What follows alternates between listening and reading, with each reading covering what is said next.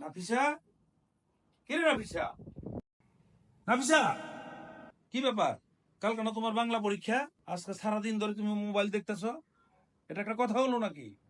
আমি তো খালি মোবাইল দেখি না, মোবাইলের লগে লগে বাংলা বইয়ের প্রথম পাতাটাও দেখতেছি। বাংলা বইয়ের প্রথম পাতাটা দেখতেছো মানে? প্রথম পাতাটা দেখলে লাভটা কি? লাভ আছে না, যদি পরীক্ষার প্রশ্ন আহে তোমাদের বাংলা বই দেখতে কেমন, তাহলে লেখা দিমু। হ্যাঁ, তোর এত বুদ্ধি! হায় হায় হায় রে, মারছে আমার।